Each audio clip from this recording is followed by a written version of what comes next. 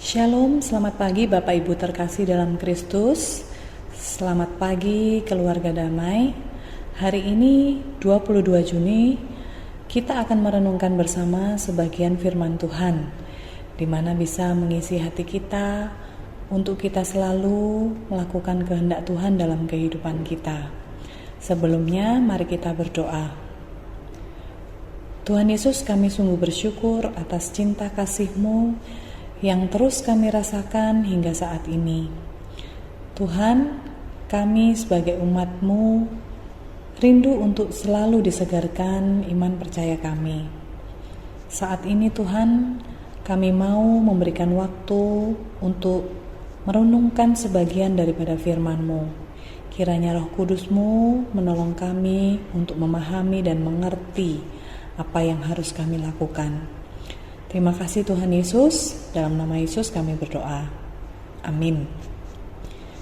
Firman Tuhan hari ini terambil dari kitab Lukas 9 ayat 37 sampai 43a dengan tema pertolongan Tuhan. Saya akan membacakan perikop ini untuk kita semua. Yesus mengusir roh dari seorang anak yang sakit.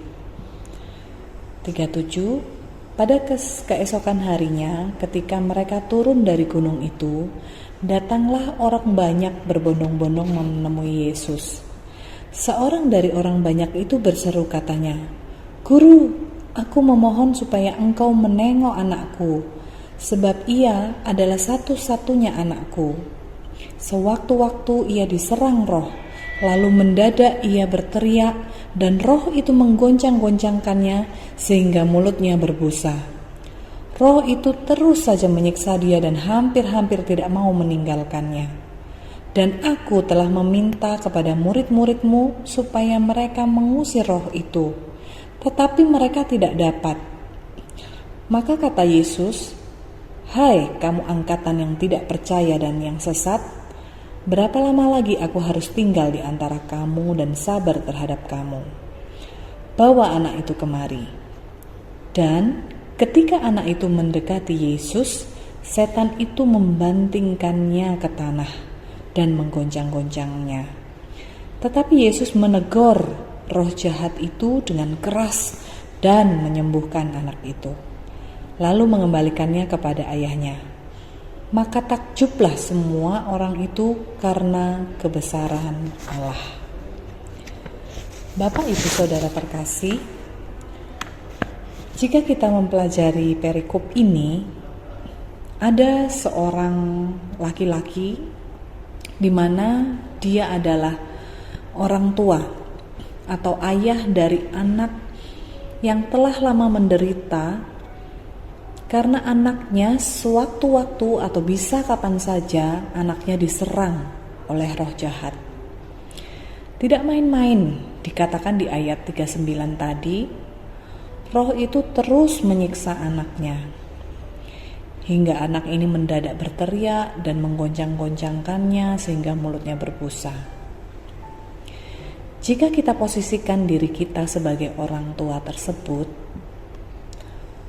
di mana sering kali melihat anak kita seperti itu, pasti kita juga ikut menderita. Kita juga akan sedih, apalagi jika itu adalah anak satu-satunya, anak yang sungguh diharapkan untuk bisa meneruskan keluarga. Pastinya sebagai orang tua akan tekun berdoa untuk kesembuhan anaknya.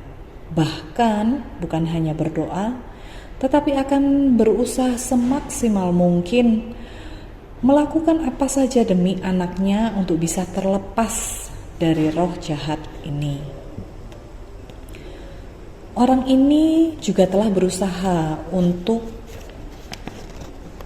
menyembuhkan anaknya dengan meminta tolong kepada para murid Yesus untuk mengusir roh. Tetapi para murid tidak dapat mengusirnya, sehingga roh itu tetap saja menyerang anak ini. Sehingga ketika disampaikan hal ini kepada Yesus, Yesus menegur dengan keras murid-muridnya.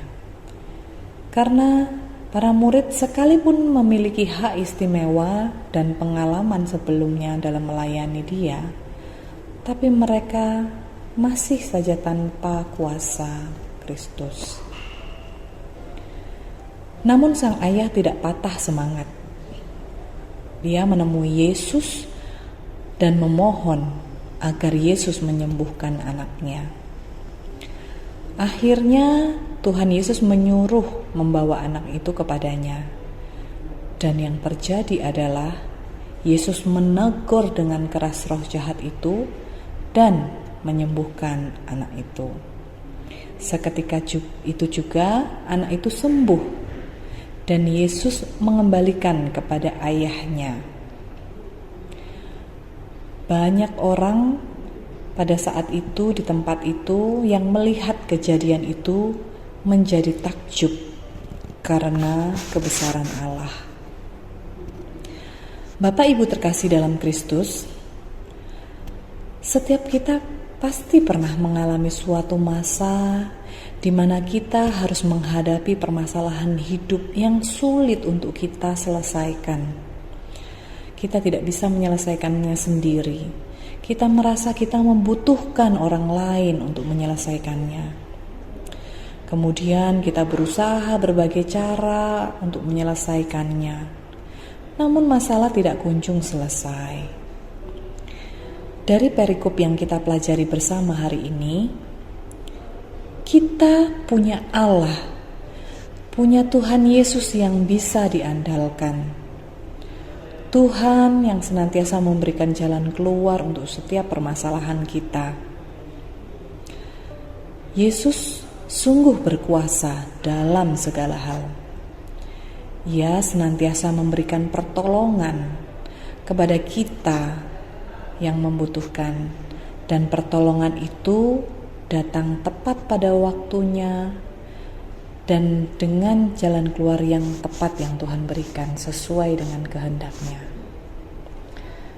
Bapak Ibu, mari kita selalu datang kepada Yesus, mengandalkan Dia senantiasa, menyerahkan segala permasalahan kita melalui doa-doa yang kita naikkan. Kita bergantung hanya kepada-Nya. Ia tidak akan pernah mengecewakan anak-anak-Nya. Pertolongan Tuhan nyata dalam hidup kita. Amin. Mari kita berdoa. Terima kasih Tuhan Yesus untuk setiap pertolongan yang Kau berikan dalam kehidupan kami. Sungguh kami tidak mampu menjalani hidup ini tanpa Engkau. Kami yakin dan percaya bahwa Engkau, Allah yang berkuasa atas hidup ini, Engkau akan memberikan yang terbaik buat kami. Biarlah kami selalu belajar Tuhan untuk bergantung dan mempercayakan hidup kami untuk Tuhan atur. Dan biarlah segala sesuatunya terjadi sesuai dengan kehendak-Mu. Ampuni segala dosa dan kesalahan kami ya Tuhan. Dalam nama Tuhan Yesus kami berdoa. Amin. Bapak Ibu, ingatlah bahwa pertolongan Tuhan itu nyata dalam hidup kita. Selamat beraktivitas, Tuhan memberkati.